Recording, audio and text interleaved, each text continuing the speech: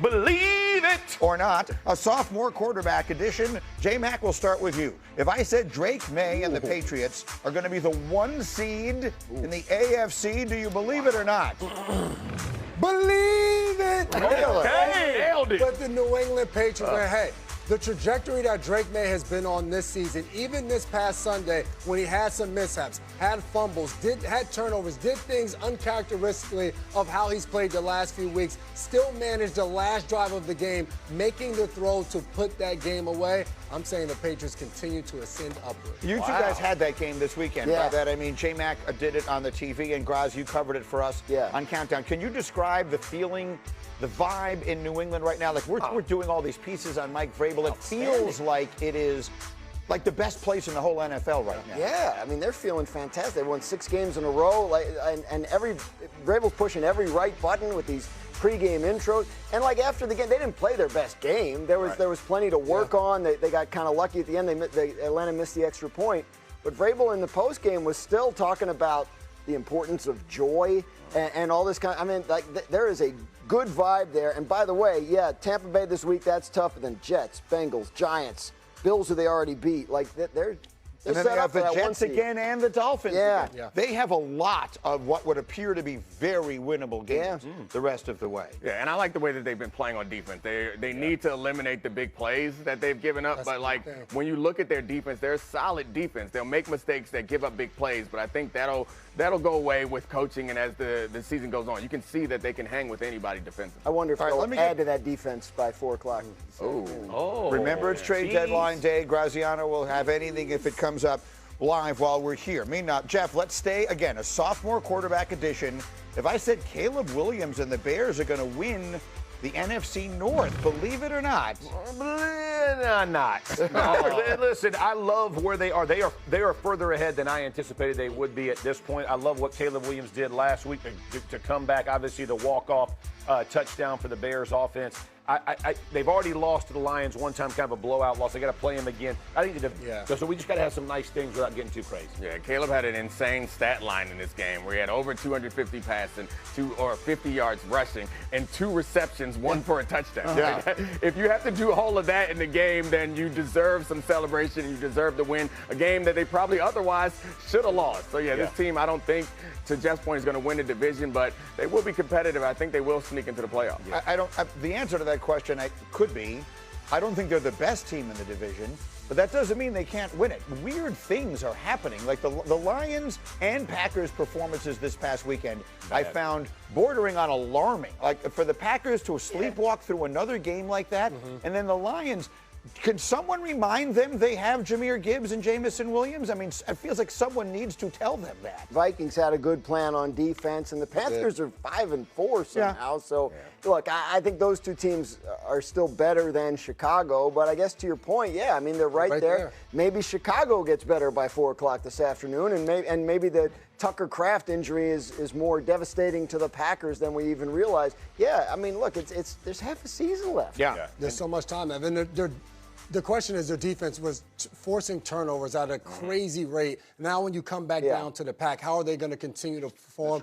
That's the question mark. But Caleb Williams is taking that step, to Jeff's point, is what you love to see. Also, most of the teams they play are going to find a way to tackle Colston Loveland on that when he catches it in front of 2 other guys and somehow they're going to be looking for jobs. They got a vice tackle. Yeah, they got a vice. They got a vice tackle. We need to get Dan-O to show him what vice tackling looks like in the defensive back. Dan ain't never made a tackle in his life. Never learned how to vice tackle. Only on TV, Dan-O. Inside jokes, guys. Inside jokes. One more sophomore quarterback staying in the division. Dominique, if I said J.J. McCarthy is going to lead the Vikings to the playoffs, do you believe it or not?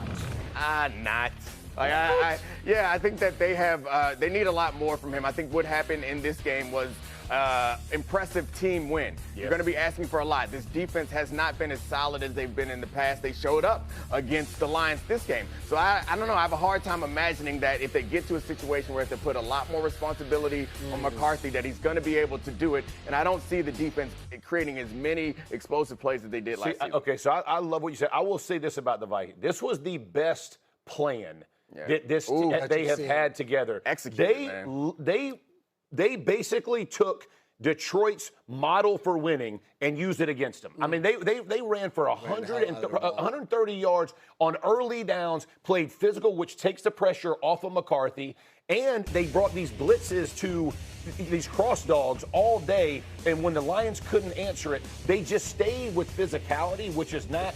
This one point is I think sometimes when you have these interdivisional games and there's a top dog in the division, you in that division spend your entire offseason for sure practicing and preparing for that particular game and building your roster for that game. Then you win that game, and then we see them against other teams. It's like, this ain't the same thing. So, like, I think the Vikings showed up for this incredible game. They'll be good other situations, but I'm not sure they'll execute as well the rest of the season. Can I say something out loud that I think you know, but sometimes you have to sort of say it to...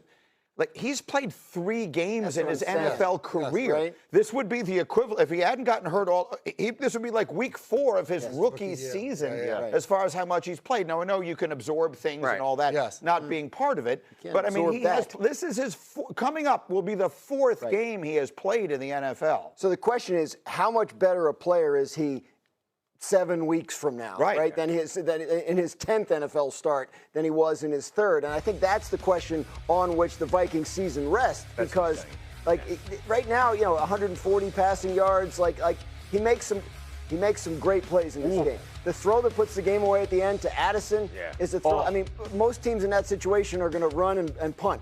Right, and they ask him to make that throw, a back shoulder, and he makes it. Like, there's stuff there. There's no question about it. We don't have enough information on J.J. McCarthy to be able to forecast the rest of the Vikings season, and I think it could go a number of different ways. 2 out of 3 wins, bro. At the end, he was a bit of a dude. And I think that's the part that Kevin O'Connell and the Vikings get excited. When you watch him throughout this game, to Dominique's point, and you look at the stats, they don't blow you away. But there's opportunities within that game where the Lions are bringing a blitz and he checks them into another play. It's the small things that he does to be in his 3rd game, essentially as a rookie, that you get excited about. He's won 2 games, both in the division, both on the road. Let me give you one more thing. Our next stop, Kansas City, and we've got sneaky big news. And I mean that both literally and figuratively. Their rookie left tackle in Kansas City, Josh Simmons, has returned to the team after missing 4 games because of a family situation. In those 4 games, Patrick Mahomes was sacked 10 times on 49 pressures, 18 of those pressures against Buffalo on Sunday. And they need help because if the season ended today, the Chiefs would be outside the playoffs. It's important to note 3 of their 4 losses have come to the current wild card teams, so they don't have tiebreakers in their favor. So, Dan, I mean, all of us sit here going, they'll be fine, they'll be fine, they'll be fine. It's getting a little late early out here. The return of Josh Simmons feels like it could be critically important. I think they'll be fine. There are things in my life I worry about. The Kansas City Chiefs are not among them. Like, they're going to be, Josh, they're down basically 3 offensive linemen. Trey Smith, their great guard, has kind of been in and out with injuries. Jawan Taylor, the right tackle. So having Simmons back will help them reset a lot of things. They're going into their bye week. They'll get healthier. I think the Chiefs are fine. I should have asked Jeff immediately. I mean, how much of a difference does this make? Because the observation we all made yesterday was, I mean, Patrick Mahomes got beat up in that game on Sunday. And you saw his eyes early drop. But what I mean is all of a sudden he stopped looking down the field and starts looking at that rush. And I've said a million times, the minute, I don't care who you are, right? Superman's kryptonite is pressure on the QB. You start hitting those QBs, they all start looking, which means they lose where their receivers are. They check it down. They want to kind of find little ways to escape and do those things.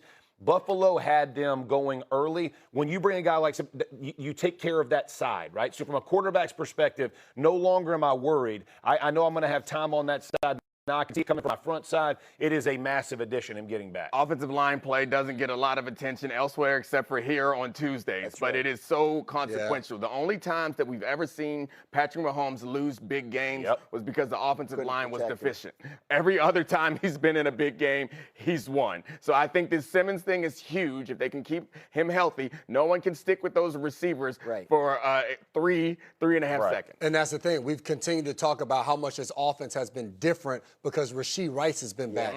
Without Simmons and without that protection, that nullifies the impact that those guys down the field can make. In spite of it all Sunday, They had a couple of 40-yard throws at the end of the game that could have tied it. Yeah. They got were right beat there. up, and they're still right there with a It's chance super to win the interesting, game. though, that last year they were they were winning a bunch of games, and all of us were worried. This year they're losing a bunch of games, and we're like, feel better. I'm not too worried. Get a tackle, they'll be. You know what we didn't get to find out? I was dying to know if they had converted one of those Hail Marys, would he have gone for the 2 in the win? Yeah. I wonder if Andy Reid would have gone for the 2 in the win, as beat up I mean, as they were. And all the they rest also of that. were pretty bad in short yardage situations. like down They there on had the just goal line. converted a 2-point conversion, Right. a minute before. Anyway, Feel one way or like the other. Andy. We'll get back to the disaster in Big D coming up next, and a stunning admission from the owner about why he goes about his business the way he goes about his business. You need to hear this, and you will. But first, here we go, the mano-a-mano battle we have every week. It's Sneaky Hembo against Graziano. Here we go. Which quarterback has the most prime-time losses in NFL history? I read from his face he doesn't like the question. I think I'm on Graziano's side on that. We'll find out next. Himbo.